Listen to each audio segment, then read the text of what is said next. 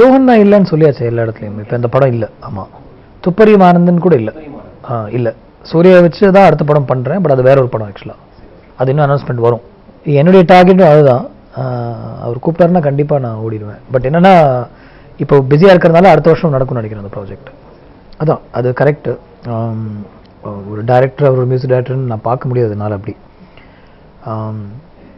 அது மட்டும் இல்லை, இந்த பாடல் ஒவ்வொரு பாடலும் உருவான அந்த ஒரு ஜேர்னி இருக்கு இல்லையா, உருவான கதைகளை நான் வந்து கூட இருந்தேன்.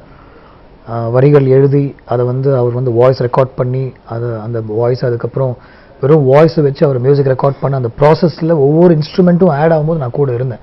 ஒரு ட்ரம் பீட் அவர் இந்த இடத்துல வேணும் அப்படின்னு சொல்லும்போது நான் கூட இருந்தேன். அதை மிக்ஸ் பண்ணும்போது கூட இருந்தேன். அப்புறம் அந்த ட்ராக்ஸை நான் தான் கொண்டு போய் மாஸ்டர் பண்ணி நான் எடுத்துகிட்டு வந்து அவர்கிட்ட இருந்தாங்க சார் அப்படின்னு கொடுத்தேன். அதனால் எனக்கு வந்து மியூசிக் மேலே ஒரு பயங்கரமான ஒரு ஒரு பேஷன் ஆகிடுச்சு. இது வந்து மியூசிக் டைரக்டர் ஆகணுன்றதுக்காக இல்லை, பட் இந்த மியூசிக் கற்றுக்கணும், அவர் எழுதுகிற அந்த ஸ்கோரை நான் படிக்கணும் அப்படின்ற எனக்குள்ளே ஒரு ஆர்வம் வந்துருச்சு. அது கொஞ்சம் கொஞ்சமாக ஆரம்பிச்சிருக்கேன்.